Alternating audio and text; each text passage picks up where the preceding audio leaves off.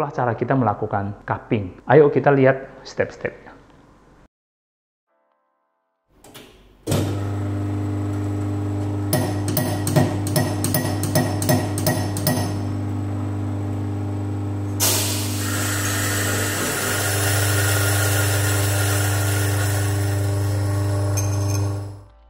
Oke, sekarang udah selesai kita giling, kita sementara tutup dulu. Nah, saya akan mulai mencatat dulu dari ini sampel set 1, 2, 3. Saya tinggal tulis saja 1, 2, sama 3. Nah, pertama atribut pertama itu yang akan kita coba cek itu adalah aroma. Yang mana aroma itu bisa, di sini kita nggak pisahkan antara fragrance dengan aroma. Kita bisa cium pada saat kopi selesai digiling itu memiliki fragrance yang sangat kuat, dan apa yang kita dapatkan aromanya di sini itu bisa kita tulis di notes sini.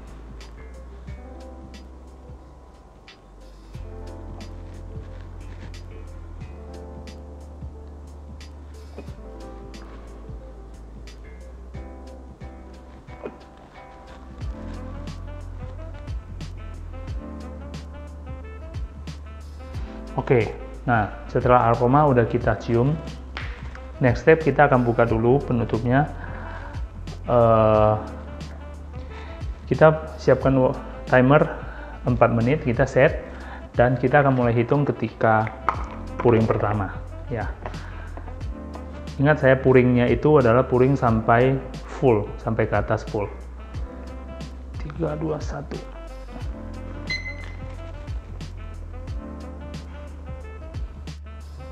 Oke, udah.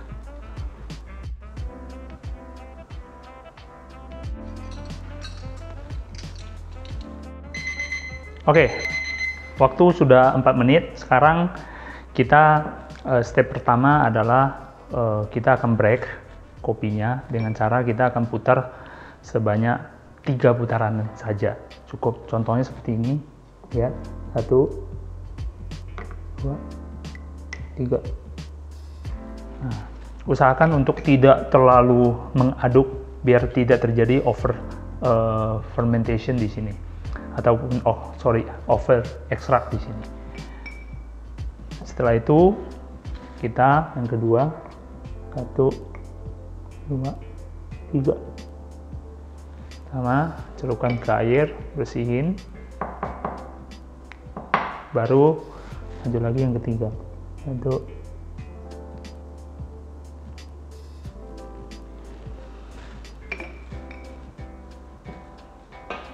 Oke, dari sini kita bisa memberikan catatan untuk aroma. Aroma ini di sini yang levelnya lebih light, medium, sama medium to dark. Dari kualitas aromanya bisa kita tulis.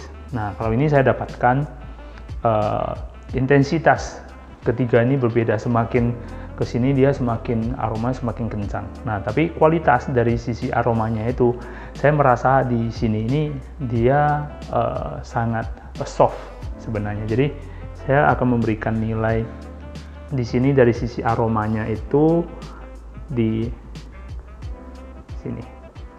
Kalau yang di sini saya di antara ini. Kalau ini di sini. Oke, setelah aroma kita cek, kita akan ke yang kedua, yaitu acidity. Nah, acidity kita perlu seruput kopinya dulu, baru kita bisa mengecek acidity-nya. Nah, aroma selain kita berikan angka di sini, kita juga bisa berikan notes. Dari sini apa yang bisa saya dapatkan aromanya. Contohnya, ya, kopi ini memberikan banyak aroma buah-buahan. Prosesnya natural, jadi dia aroma buahnya sangat terasa banget. Apalagi ketika tadi saat digiling ya, digiling itu aroma buah, terutama buah tropikal itu sangat luar biasa ya. Contohnya kayak pisang ya, ada sedikit nanas yang ada fermented, tapi fermentasinya pas-pasan, jadi aromanya enak banget ya. Kita akan skim ya, bersihkan bagian atas dari ampas kopi yang ngambang di atas.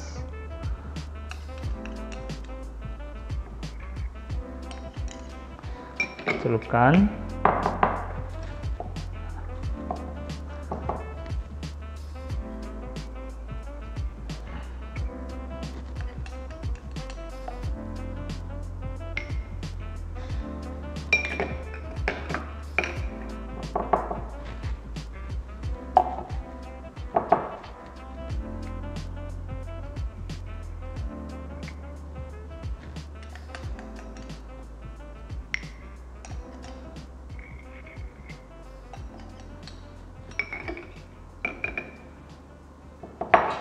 Nah, ketika kita melakukan cupping, ada protokol yang harus kita jaga, yaitu kebersihannya. Nah, berhubung hari ini saya cuma cupping sendirian, jadi saya pakai sendok. Tapi kondisi sekarang itu untuk cupping udah ada protokol baru, yaitu kalau cuppingnya bersama-sama harus memakai gelas. Jadi tidak ada kontak langsung antara mulut dengan kopinya. Nah, namun sekarang saya sendirian, saya akan pakai sendok ini untuk ambil kopinya untuk diseruput. Kita coba dulu yang light.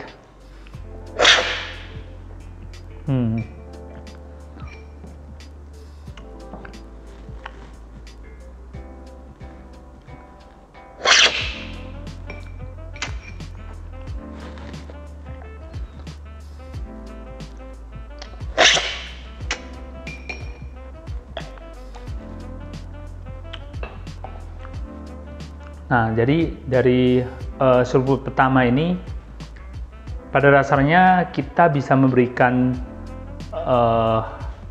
beberapa catatan. Contohnya bisa kita masukkan dari flavor. Berhubung kopinya ini masih cukup panas, jadi saya belum bisa menilai acidity-nya seberapa, sweetness-nya, tapi saya bisa menilai di flavor dulu. Ya, flavor kopi ini memiliki flavor apa? Jadi tinggal saya tulis di sini. Ya, jadi menilai kopi itu tidak kita lakukan hanya pada saat kopi itu panas. Jadi kita bisa berulang-ulang dalam hal mencicipi ataupun seruput kopinya. Berulang-ulang dari saat dia mulai cukup panas, agak dingin sampai agak adem, ya. Sehingga kita bisa menilai secara lebih objektif kualitas dari kopi ini sampai mana. Soalnya ada beberapa kopi yang memang pada saat terlalu panas itu dia belum memunculkan cita rasa yang paling maksimal. Tapi ketika suhunya mulai turun, cita rasanya bisa keluar. Nah, itu sebenarnya yang harus kita antisipasi pada saat kita melakukan cupping. Saat cupping mungkin ada yang bertanya-tanya kenapa perlu diseruput, suaranya keras. Sebenarnya itu cara kita dalam menilai. Ketika kita seruput dengan keras, dengan isapan yang cukup besar, itu akan memberikan aroma yang lebih banyak yang bisa kita cicip di bagian belakang, di bagian rongga hidung. Itu akan lebih maksimal daripada hanya kita seperti ini, kayak cicip makanan, itu hanya untuk mencicipin di bagian lidah, asam, asin, manis, itu bisa kita cicip kayak gini. Tapi kalau untuk kopi ada aromanya, kita bisa seruput. Coba deh, akan sangat jauh perbedaannya antara kita seruput dengan hanya kita cicip seperti itu. Nah, terus yang kedua ada, kenapa kok saya buang? Ya, saya buang kopinya. Bisa nggak kita telan? Ya, boleh. Pada saat cupping, mencicipi kopi itu, kita sendiri biasanya seperti apa? Kalau misalnya saya, berhubung saya sering cupping dan kopinya kadang bermacam-macam, kalau semuanya saya telan, itu kadang bisa membuat asam lambung saya naik, sehingga saya mengurangi dengan membuang hasil kopi yang saya seruput. Ketika udah masuk ke dalam mulut, baru saya buang ke gelas. Contohnya kayak gini.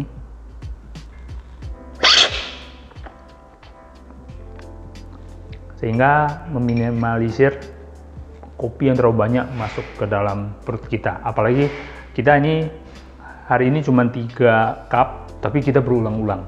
Nah, bayangkan kalau 10 cup, dan kalau kita sebut Q-Grader, satu set itu bukan hanya 1 cup. Satu set itu terdiri dari 5 cup untuk satu sampel. Sehingga itu akan sangat membingungkan sebenarnya. Oke, saya lanjut lagi.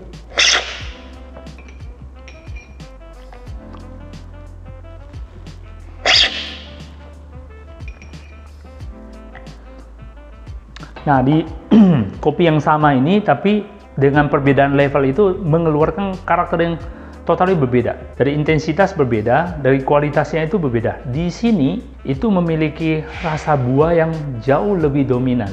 Ya, sedangkan di level yang lebih gelap itu terasa aromanya memang terasa kencang, tapi dari sisi rasa itu agak kurang daripada yang light ataupun lebih medium. Kalau ini kita sebut ini sedikit lebih balance antara acidity dengan aroma ataupun dengan bodinya. Ini yang paling balance sebenarnya. Jadi 3 level ini untuk satu jenis kopi sebenarnya menurut saya tiga-tiganya oke. Tapi sangat tergantung dari tujuan kita. Terakhir, kopi ini mau kita bawa kemana. Jadi di dalam kopi itu tidak ada namanya kopi ini harus di roasting dengan level seperti ini, dengan cara seperti ini. Biasanya kopi itu kita sebut memiliki potensialnya di mana. Ini salah satu cara kita menentukan potensial dari kopi ini. Contohnya misalnya dengan cupping ini, kalau untuk saya dari sisi kopi ini apa yang bisa diberikan dari kopi ini, saya akan memilih ini.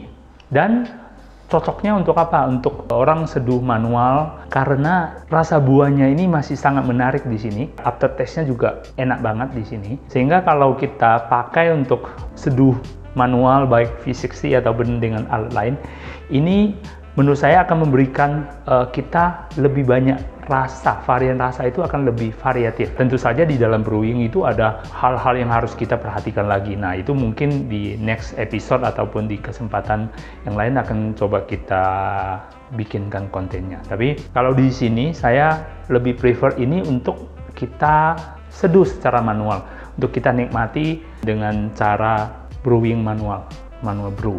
Oke, jadi ini cara yang kita lakukan dalam mengevaluasi hasil cupping dari kopi yang kita roasting kemarin, yaitu kopi kerinci yang prosesnya natural. Nah, bagi Anda yang pengen coba juga rasanya seperti apa, boleh cek di website kita. Untuk kopi ini kita juga ada menjual green bean ini dengan packaging 500 gram untuk kita tes, kita untuk roasting di rumah lah sebenarnya. Jadi bagi yang penasaran silakan datang ke website kita williamadison.coffee untuk mengecek green bean apa saja yang ada di program WE Exuji kolaborasi dengan petani.